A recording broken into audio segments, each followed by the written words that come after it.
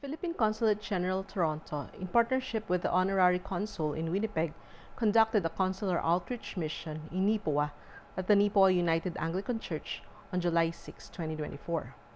The said outreach was made possible with the help and support of the local organizations here in Nipoa, which are the Nipoa Area Immigrant Settlement Services and the Filipino-Canadian Association in Nipoa Area. The Philippine Consulate Office, Toronto, focuses on assistance to nationals, economic diplomacy, issuance of passports and visas, civil registration, notarial and other legal services.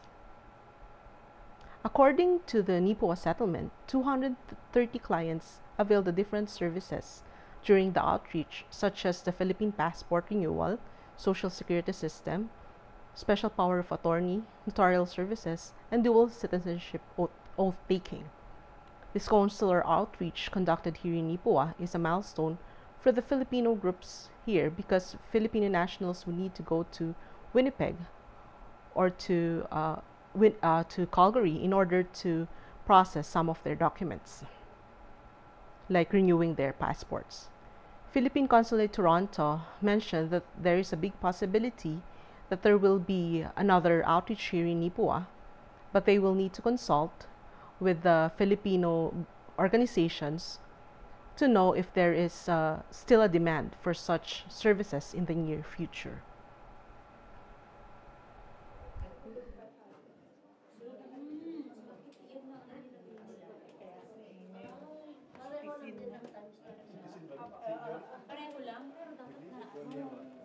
Dapat magkahiwalay. Oo, itanong mo na lang doon. Pero klaberia. Ano pa lang ba siya? Siguraduhan na po. Ha?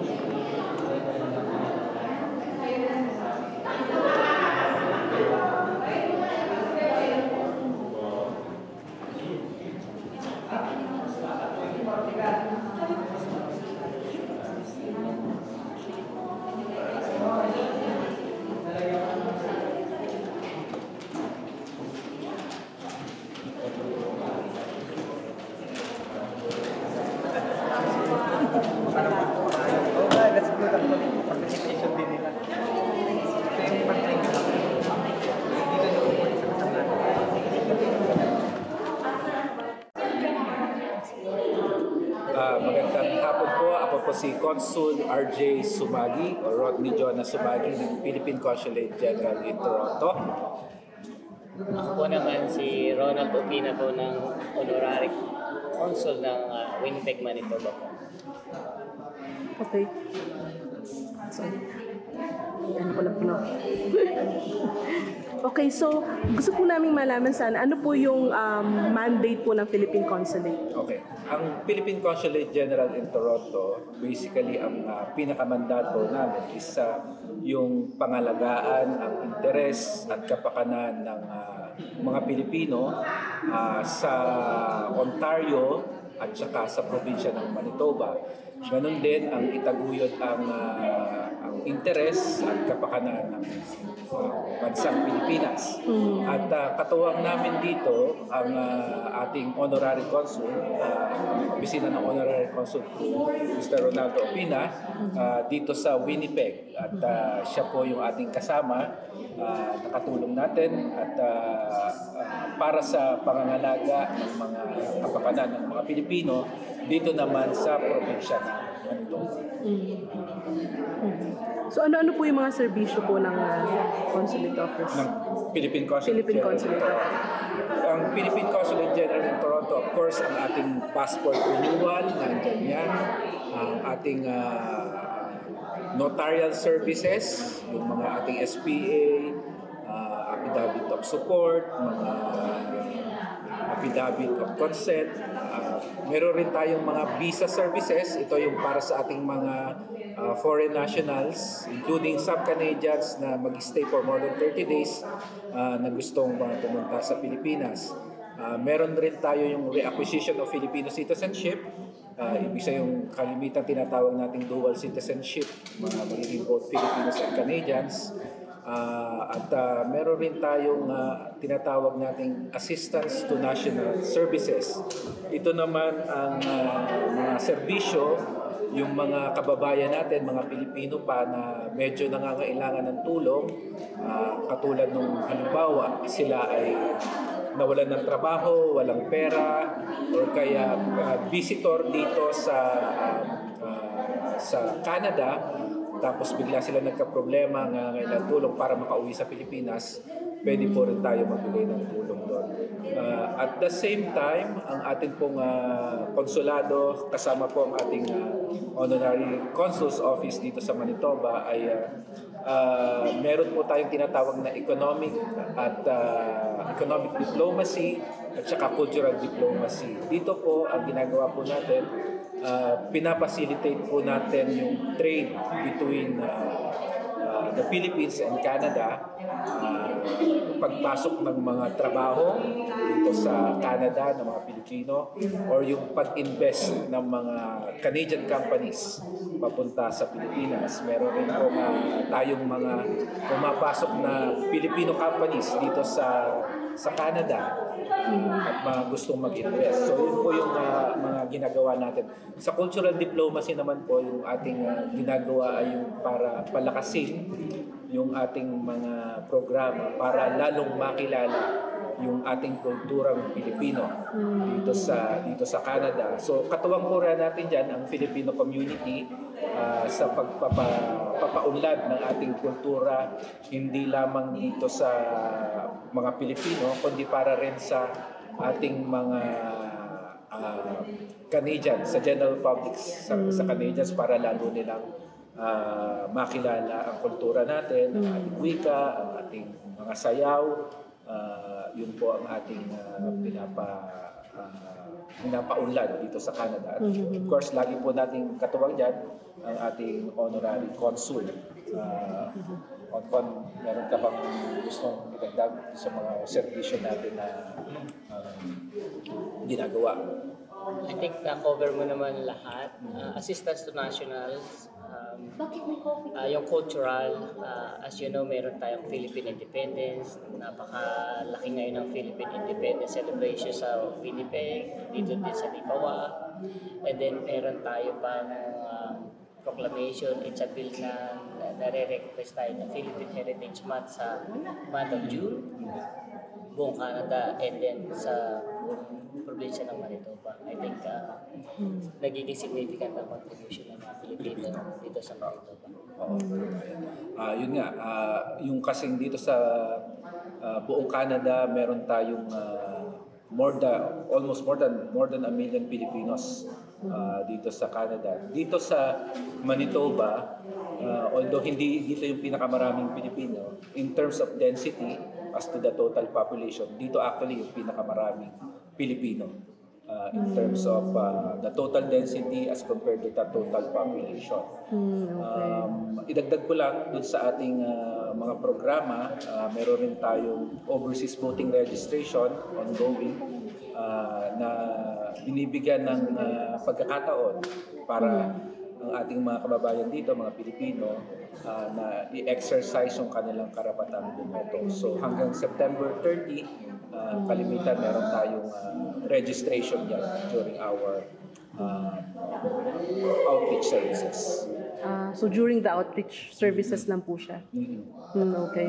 Bago natin nalimutan natin i-mention si ating social security system na kasama namin dito sa NIPAWA na nagpo-provide ng SSS updates, SSS contribution or paying loans. Nandito din tayo dahil ang ating NWO POA office, Mr. Benny Reyes, sa mga temporary foreign worker po dito na kailangan mag-register sa kanilang office. Essentially, ang service ang lumalapit ngayon sa NIPAWA. At yun nga, dagdag natin, yung sinasabi ni Honorary Consul na yung serbisyo ay nilalapit natin. Kaya po tayo nandito ngayon sa NIPAWA, yun rin po ang tugon po ng Philippine Consulate at ng ating Honorary Consul's Office sa panawagan ng mga kababayan natin dito sa NIPAWA na sana magkaroon ng outreach. So ito po ay with the instructions po ng ating Consul General Angelica Escalona, pinilit po talaga natin magkaroon ng outreach dito dahil medyo matagal-tagal na po ata na wala ditong outreach. So sa ngayon, meron po tayong full complement rin na ginagawa, passport, notarial, at mamaya po may dual citizen. Andyan po ang ating SSS at ang ating Migrant Workers Office, MWO na nabanggit kanina ni Honorary Consul, na nagpo-provide ng ating services para sa mga kababayan natin dito sa NIPAWA. And we recognize with the Philippine Consulate and the Office of the Honorary Consul na talaga naman pong dumarami ang mga Pilipino dito sa NIPAWA. So, question po dun sa kasi kailan po nagkaroon ng Winnipeg? Ang main po ay ang Toronto, di ba po? Kailan po nagsimula magkaroon ng office sa Winnipeg? I think ang office sa Winnipeg, as far as I can remember, siguro as early 2000. Okay. I cannot speak on the historical information. I know who are the previous Honorary Consul General, but we are appointed 2013, and may office po doon na Honorary Consulate po if there is a need for questions to be answered. Since 2016 po na stop yung services sa Winnipeg, but hopefully there will be a positive resumptions or positive movement along that line so that the service in Winnipeg can be restored. The exact date and time, I'm not sure. We are probably waiting for instructions from Manila before we proceed. Okay. So, before I forget, maraming salamat sa mga NIPAWA, sa mga Filipino Association sa NIPAWA and the neighboring rural cities. Napaka-helpful. Ang experience dito is, I say, very pleasant. We're accepted warmly. Ang pagkain is non-stop. Ang mga tao very pleasant and appreciative naman sa service. Likewise, natutuwa din kami na makita yung positive impact ng service through the Filipino community dito sa NIPAWA and surrounding area. Anything else po? So, as sa ating mga further outreach, so siguro definitely magkakaroon tayo ng mga sunod pang outreach dito, but we advise our Filipino community here in NIPAWA to monitor our Facebook page and website and also coordinate with the Office of our Honorary Consul sa next schedule. Regularly, we have quarterly outreach in Winnipeg. So yung dito sa NIPAWA, titingnan natin, syempre, in terms of demand, titingnan natin kung gano'ng kadalas pwede magkaroon dito. So, but definitely magkakaroon another outreach probably next year that we will be checking pa. Syempre, depende sa demand dito sa Philippines. Depende po dun sa result po nitong first outreach. First outreach as well as, syempre, we'll coordinate continually with the Filipino community. Pag we listen to what you say, sa Filipino community, kung talagang maraming demand, of course, we will schedule and consider another outreach in coordination with the Office of the Honorary Consul. At again, I'd like to echo yung pasasalamat ni Honorary Consul Opina sa warm welcome again to us by the Filipino community here in Lipawa. Again, parang ito just shows na talagang ang mga Pilipino ay very warm and ang hospitality makikita natin dito at definitely. Kaya yun tayo ay talagang mahal na mahal dito sa Canada. Salamat po. Okay, so mag-start na po tayo. Good afternoon po sa inyong lahat. Ako po si Consul RJ Sumagi from the Philippine Consulate in Toronto. In behalf of our Consul General Angelica Escalona. And with me, of course, is our Honorary Consul in Winnipeg who is here to support us, Honorary Consul Ronaldo Opina. Kung hindi niyo pa po siya nakikilala. And we would like to, of course, congratulate you in advance. Of course, we are very happy na kayo po ay nag-decide na kayo ay maging Pilipinong muli at ang inyong mga anak ay gawin yung mga Pilipino rin. We are very happy and very thankful, of course, to our Filipino community here, especially the Filipino community in Lipawa, headed by Van. Ano nga pa yung full ng Lipawa Filipino Association of Lipawa in the area po. And of course, for our settlement, ano yung full name na RD ng settlement? Lipawa Area Immigrant Settlement Services support, who are both supporting us, headed by Ms. Laarni, for this outreach at including, of course, our conduct of our oath-taking this afternoon. Sino pa yung nakalimutan ko nagsusupport? Our Director of Operations with Yes, for High Life, of course, sa ating Okay, so what will happen this afternoon is magkakaroon po tayo ng simple ceremony. We will first have a test. May quiz muna tayo, hindi akala nyo tapos na, no? So, we will sing our Philippine National Anthem. Ano po ba ang ating Philippine National Anthem? Lupang Very good. Akala ko po yung iba sasabihin ay Bayang Magdilig. So, Lupang Hinirang. And then, after that, magkakaroon po tayo ng ating oath-taking. Ako lang po, I will read the oath of allegiance and then you will repeat after me in the Filipino language. Okay? So first, bago po tayo pumunta doon, just to give you a short briefing, ano po ba yung implications na kayo ay magiging dual citizens na. So, of course, siguro, bago kayo maging dual citizens, may mga tanong kayo before kayo naging dual citizen. But basically, usually, ang mga tanong ay magkakaroon ba ng double taxation, ano pa ba yung mga concerns. Ako ba ay tutulungan pa rin ng Canadian government kung ako ay nasa Philippines na. So of course, you're still Canadians after oath-taking. So you still enjoy the same rights and benefits as Canadians.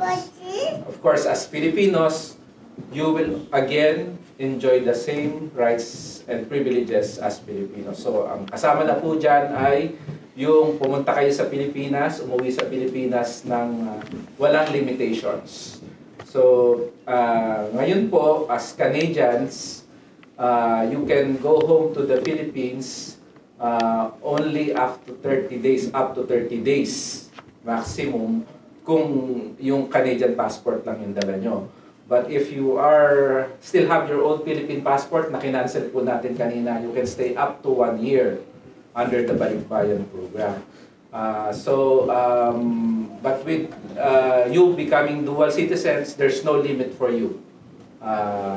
Anytime you want to go to the Philippines, bumalik dito sa Canada, you can go as long as you want to stay in Canada or in the Philippines, wala pong limitation. So, also, even with your spouses, ang limitation lang po sa spouse is up to 1 year. Kaya kailangan lang po ng magkasabay kayo. You are traveling together. But if you are staying in the Philippines, you want to stay there for a long period, you can also apply for permanent residency. As long as you have the marriage certificate, kailangan po natin ayusin. Yung pong owning of land or properties, wala na rin pong limitations kasi po as Canadians may limitations yun. If you are planning to practice your profession in the Philippines, pwede rin po. Ano pa ba? Nakalimutan ba ako anong usual tinatanong about sa dual? Kayo po, meron po ba kayong question? If you committed a crime in the Philippines. If you committed a crime in the Philippines, of course, you are subject to the law of the Philippines. Yung taxation, hindi po totoo yun magkakaroon ng double taxation.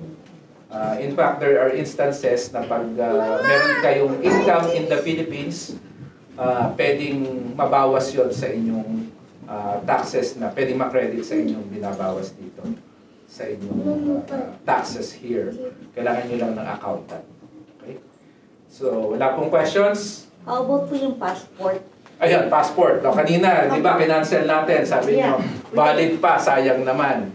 So, kinancel na natin yung passport ninyo. The reason being is that when you became Canadians, effectively, invalid na yung passport ninyo. So, baka ma-question kayo kung bakit tuloy-tuloy yung inyong validity ng passport, hindi na-cancel. So, if you want a Philippine passport, of course, as Filipinos, you can still apply. So, next outreach na po yun. So, book na tayo ngayon. So, maybe in Winnipeg or here in Nipawa. Pero hindi po immediately kailangan yung passport. So we can still use it for 1 year? No. Okay. Cancel na po yun. It's canceled. So, but you will use your ano ba yun? Canadian passport and your dual citizenship documents na ibibigay namin sa inyo. Nakalimutan ko palang unong kasi. Pakuha na lang. Yung kaninang nag-fingerprint po kayo, i-release po namin sa inyo yon. That is good as an ID in the Philippines. Meron lang po minsan mga bangko na hinahanap yung Philippine passport. But usually tinatanggap naman po yung identification certificate.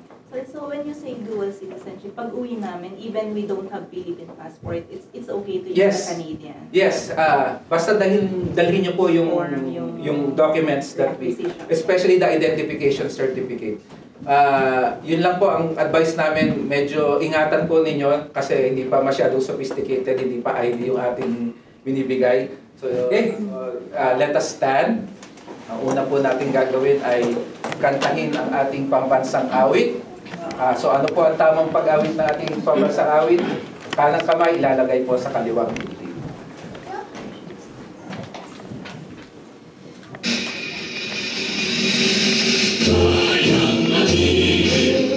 Sa silanganan, alam ng puso, sa ibig mo'y buhay. Lupang hinirang, duyan na lang magiting, sa manlulugin, di ka masisingin. Sa dagat at bundok, sa simoy at sa langit mong lumaw, nagilag ang tula at awit sa paglayang minamahal. Ang isip ng matawad mo'y tagumpay na nagdilingig. Ang bituin at araw niya kailan pag mag-ibig. Lupa ng araw ng buwan ating pagsinta, lumay langit sa piling mo.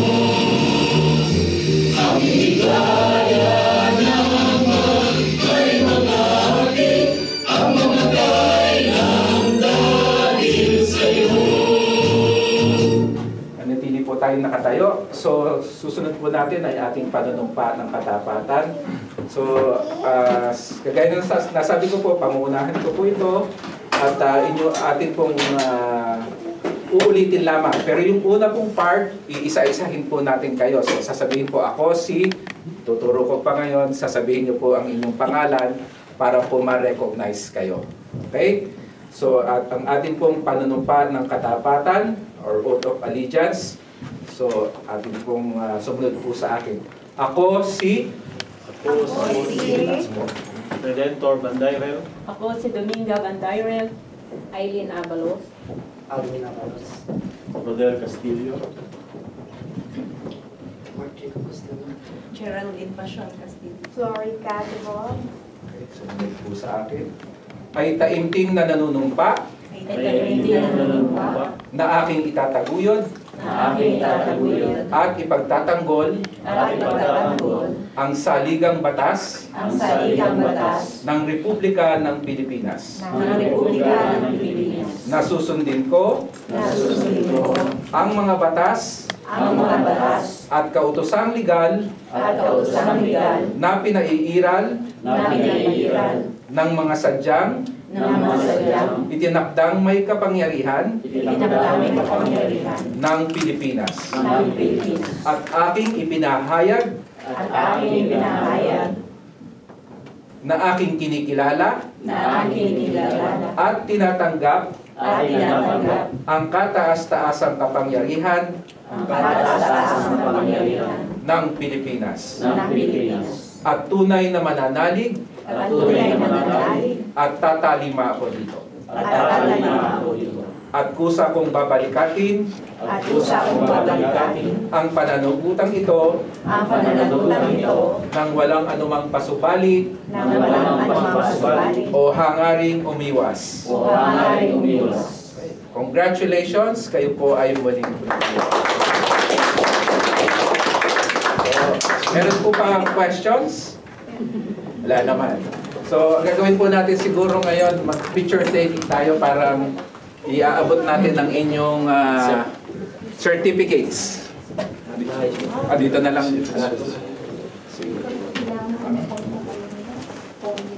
So, siguro si Mr. and Mrs. Bandayrel muna.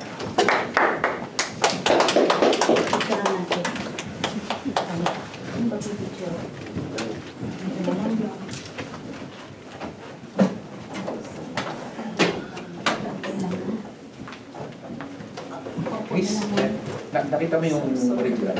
Nandiyan lang. Alam ito. Ay, Mama. Natin tapos yung picture tayo.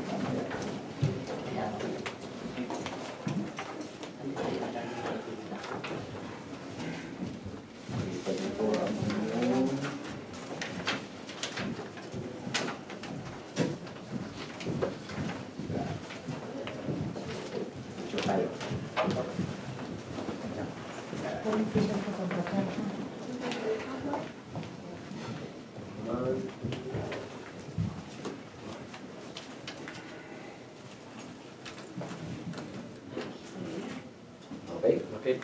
Very good.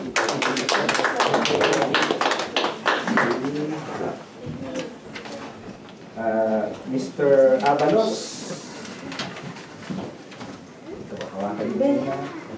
Tayo ko po kayo sa gitna. Pagkakuha nyo ng certificate, tayo na. Sama niyo na lang po si Yeah, sama na po lahat. Picture muna tayo. Picture muna tayo. Yes, sama na po. Dito kayo sa may flat. May picture pwede pa. Para, pwede rin, may certificate. 1, 2.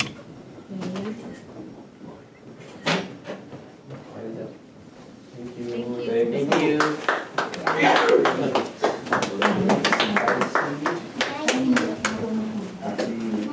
Miss Katibo. And My spouse. ninongs and... Where's your phone?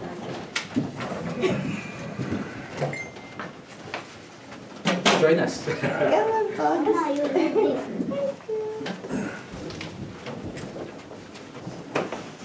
He's sore. He's Why is Papa in formal? 1, 2.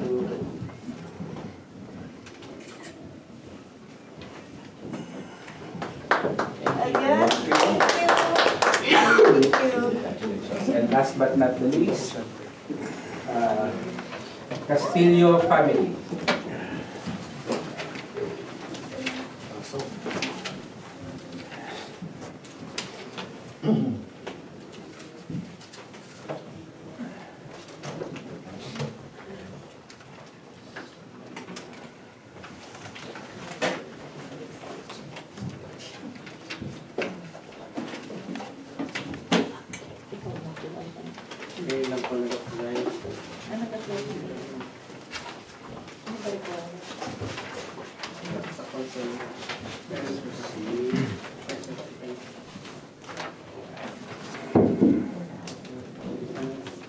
Magkasabi, isang natin. Dahil ako ng work, nakita na lang ko yun.